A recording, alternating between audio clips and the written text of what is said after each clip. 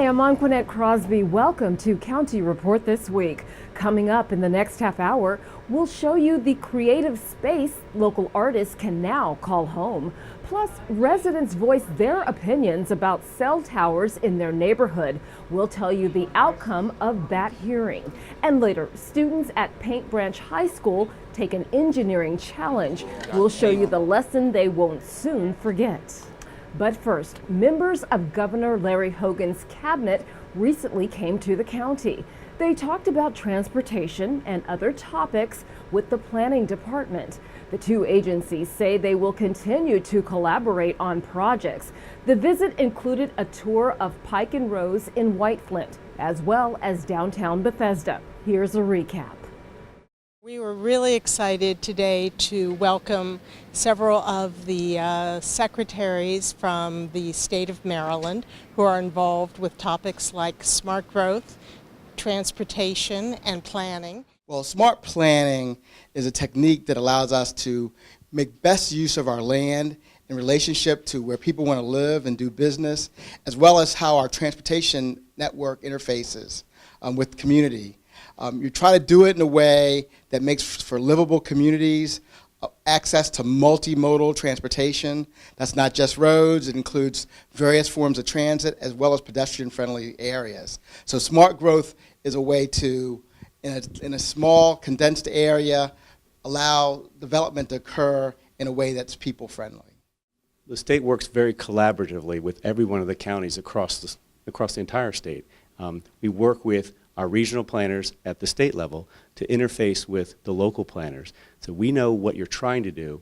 And our view is we ask you, what do you want to do? And we ask, how can we help you make that a reality? And we remind you to prevent conflict between what the state's about to do or what a local government's about to do. So that collaboration is important to bring it all together.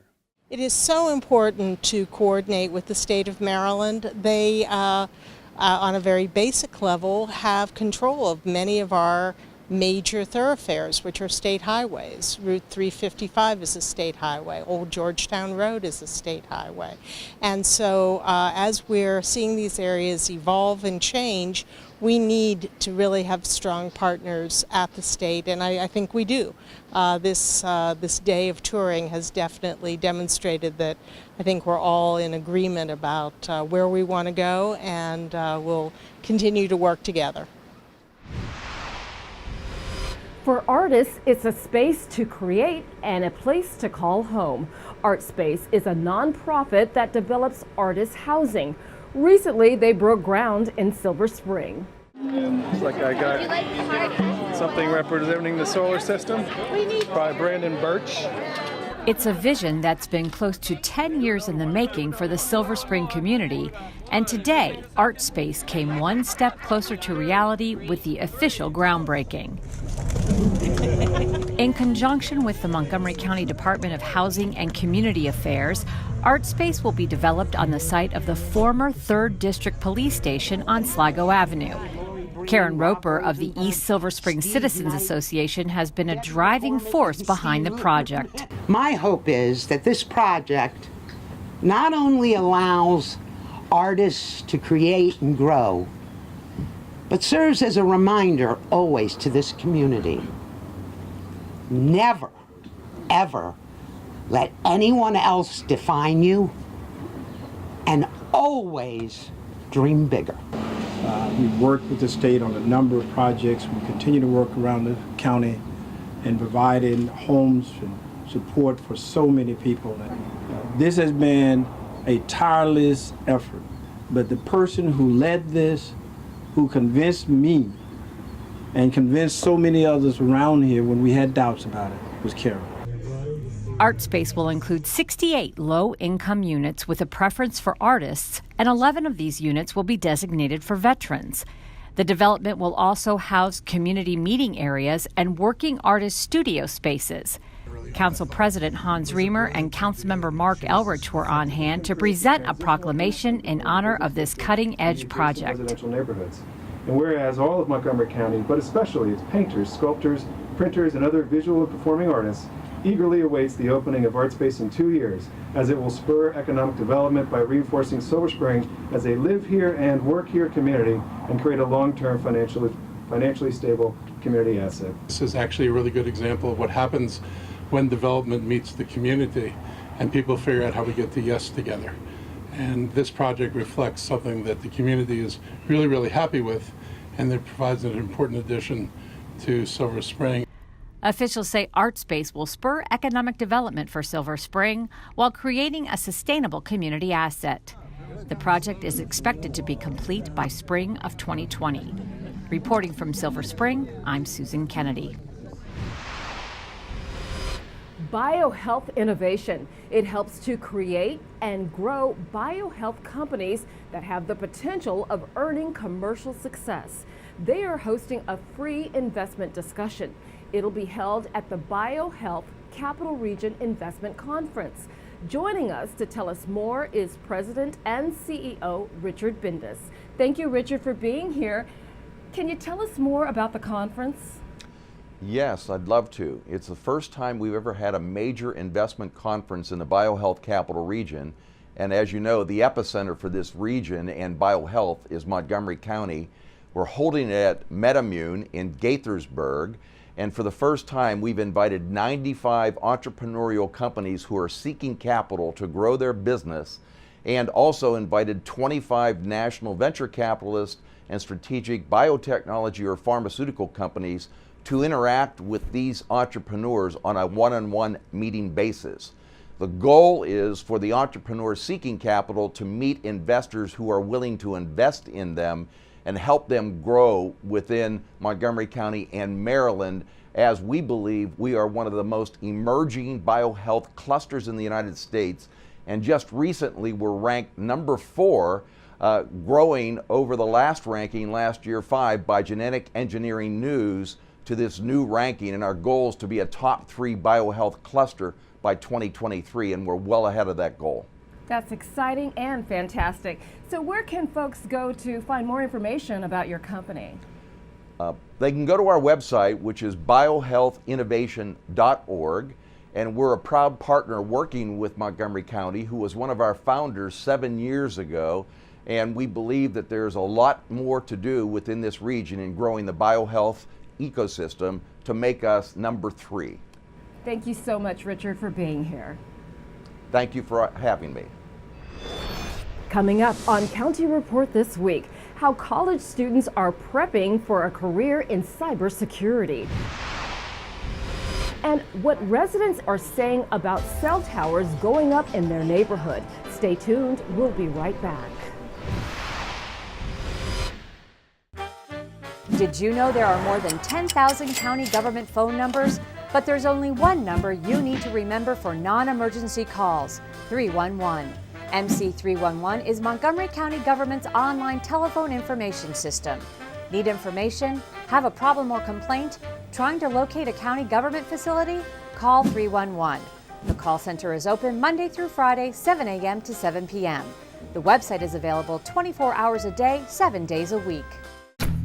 In Montgomery County, we have a goal to reduce waste and recycle 70% of all waste by 2020. By recycling and reducing waste, we save natural resources and make our community even better. So recycle at home, work, school, everywhere, and keep recycling going. For more information, call the Montgomery County, Maryland Division of Solid Waste Services at 311 or visit montgomerycountymd.gov/recycling. Keep it going. Recycle more now. I love taking care of my mom. It wasn't easy at first. She learned how to better communicate her needs. And you learned how to not ignore yours. I discovered how to make healthier meals. And I discovered how much I enjoyed them. Becoming a caregiver is a learning experience for everyone. Find articles, tips, and tools from experts and others who have been in your place. The Caregiving Resource Center at aarp.org/caregiving. Join us for the World of Montgomery Festival at Montgomery College. featuring a rich cultural experience for the entire family with live music, food, crafts, and cultural performances celebrating our county's diverse ethnicities. This free event is made possible by our generous partners and takes place on Sunday, October 21st from noon to 4 p.m. at Montgomery College's Rockville campus. You won't want to miss this.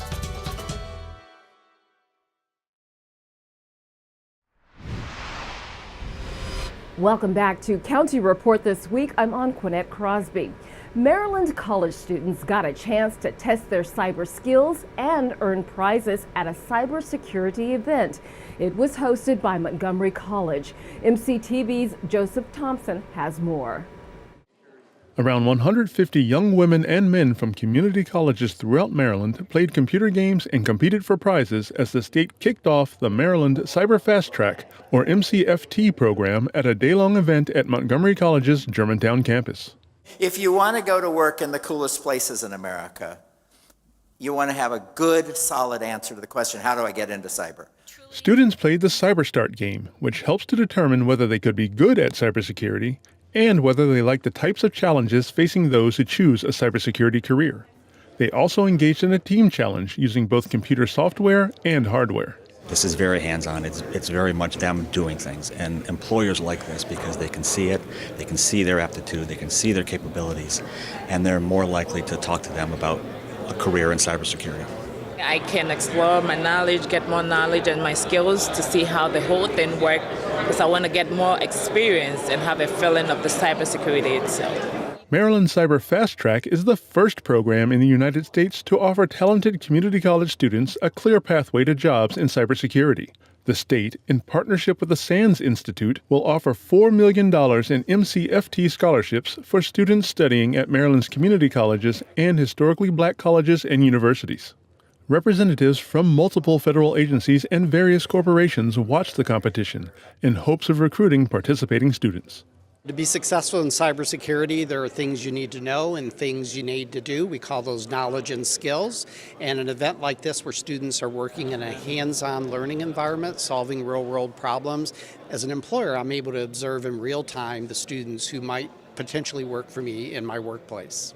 The organizers crowned winners in both the Cyber Start game and the team challenge.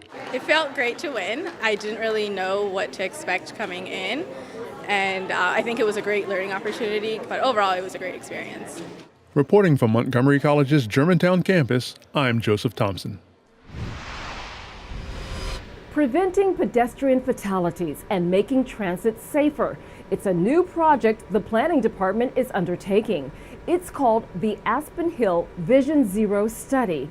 Recently, they held a community meeting to hear concerns about the area. Here's more. They care about this community and they want to make it safe. So we're doing this study for a number of different reasons, but in the Aspen Hill area, traffic safety concern has existed for a long time. We did a process in 2015 for a minor master plan, and what we kept hearing from residents was that they were concerned about traffic in the greater community and in their neighborhoods. So this year we're addressing some of those concerns and examining some of the concerns. Aspen Hill, the study area that we're looking at, contains two of the roads with the highest crash rates in the entire county, both Belle Pre Road and Connecticut Avenue. It also has a large number of collisions per square mile. I think Aspen Hill is a great example of a place that was designed with cars in mind, but where more and more people are finding they really need to get around some other way. And so this is a great place to really work on figuring out ways to retrofit our existing roads and other infrastructure to make it safe for everybody. We're doing this study to make sure that we have zero death in Aspen Hill and Montgomery County overall. We want to make sure the streets are safe for everybody walking, biking, taking the bus, riding their car. Well, I was here a couple weeks ago when they began the discussion with the Homeowners Association, the Aspen Hill Homeowners Association, about Vision Zero. And and what the planning department was would be doing, and that this would be an event that they were having. And of course, I'm very, very concerned, as we all are, and certainly all of my colleagues on the county council, the county executive, is very concerned about the pedestrian fatalities and people who were having all of these terrible issues. So tonight is a night to find out, and hopefully we can begin finding some solutions. Residents came out to oppose small cell towers going up in their neighborhoods, but others came out in support. Here is why some see the towers as a positive addition. Tomorrow, the FCC will be voting on a draft order that will take away our county's authority over our own right-of-way and our own ability to charge reasonable fees and rental fees for infrastructure that's on our property, on your property. And the FCC is very much looking to take us out of the picture. And I like the stickers that I see work with us. We would like the FCC to work with us. Small cell technology deployment offers significant near-term and long-term benefits for the public safety and first responder community in Montgomery County. Real-time data availability and exchange are critical components necessary for performing the life-saving mission in a more safe and effective manner. Even today, there are significant data exchange requirements that challenge and sometimes exceed the existing network capacity in parts of the county. While our response agencies have developed deployable network enhancement solutions that are used to augment existing infrastructure and reduce gaps in connectivity, those assets require time to deploy and shouldn't be viewed as a surrogate for having a robust network moving forward. What was your message for the council today?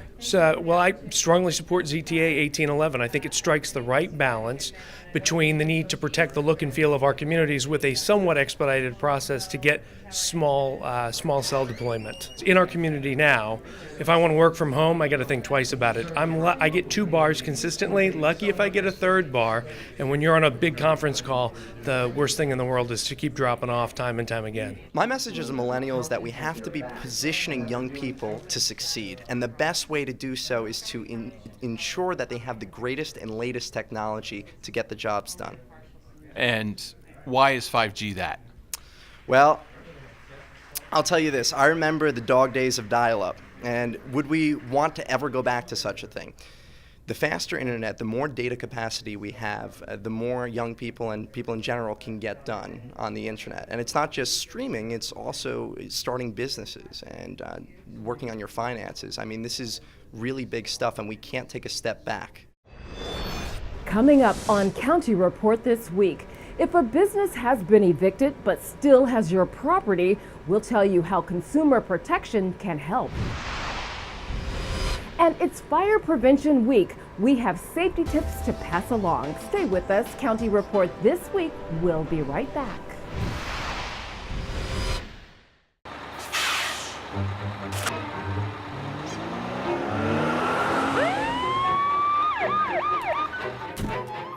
Hey, mister, down here. You illegally passed the stop school bus.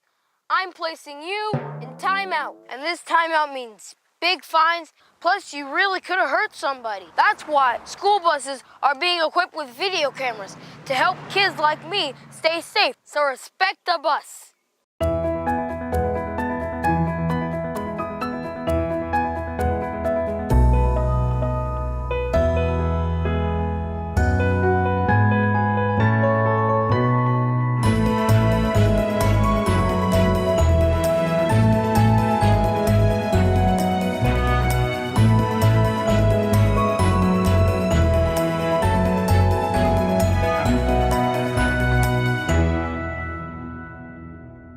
So, I'm kind of new here, but I've noticed a trend.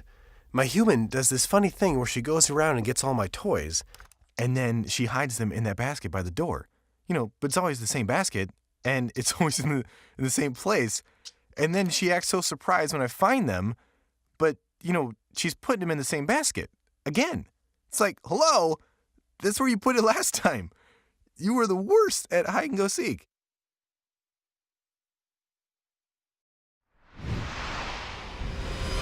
Welcome back to County Report this week. I'm Anqoinette Crosby. It's Fire Prevention Week, and there are some easy but essential ways to keep you and your family safe. Rock 11's Kathy Dantzler has more. Look, listen, learn. That's this year's theme for Fire Prevention Week, running October 7th through the 13th. It's a campaign to promote basic but essential ways to quickly and safely escape from a home fire. People often make choices in fire situations that can jeopardize their safety or even cost them their lives. We need to do a better job of teaching people about the potentially life-saving difference escape planning and practice can make, and motivating them to action. Here are 3 steps to keep in mind. Look for places fire can start. Listen for the sound of the smoke alarm. And learn 2 ways out of every room. Situational awareness is a skill people need to use wherever they go. No matter where you are, look for available exits. If the alarm sounds, take action immediately and exit the building. For more information about Fire Prevention Week, head to firepreventionweek.org. For County Report This Week, I'm Kathy Dantzler. What can you do if a business is evicted but still has your stuff? All may not be lost thanks to the BERT program at the county's Office of Consumer Protection. Did you know that the Montgomery County Office of Consumer Protection has a service that helps people retrieve their belongings from a store whose owners have been evicted? It's called BERT, the Business Eviction Response Team. It works like this. Say a business can't pay its rent and is evicted, or the owners decide to suddenly go out of business. There may be items inside that belong to customers. Examples of our prior BERT cases include dry cleaners, car repair shops, and consignment stores. We have also dealt with CPAs and photography studios. Typically, the evictions happen to stores and businesses due to non-payment of rent. In fact, evictions are court-ordered and enforced by the Montgomery County's Sheriff's Office. Through BERT, the Sheriff's Office and the landlord, and sometimes the owner, will coordinate with the Office of Consumer Protection to help consumers get their items back. 22 pieces. Okay. Side, Yes. and it would be under this phone number? Yes. Investigators from Consumer Protection often operate the store for a few days so people can come to retrieve their goods. Then, if possible, the items are sent to the Consumer Protection Office for further pickup. Otherwise, the items are donated to charity. If a store or business you have engaged with faces eviction or goes out of business and you have items housed there, check our website or call our office. We'll let you know how to proceed. Coming up on County Report this week, students at Paint Branch High School took part in an engineering challenge. We'll tell you how they did. And we take you to happy hour for dogs. Stay with us. County Report this week. We'll be right back. Interested in career success? Get to Montgomery College and we'll get you going. You can earn an associate's degree in only 2 years. With 3 campuses, award-winning faculty, and multiple online learning opportunities, Montgomery College will empower you to set your course and succeed. Want to pursue a bachelor's degree? If you start at MC, you can save 1/3 on total tuition costs of a 4-year program. Apply today.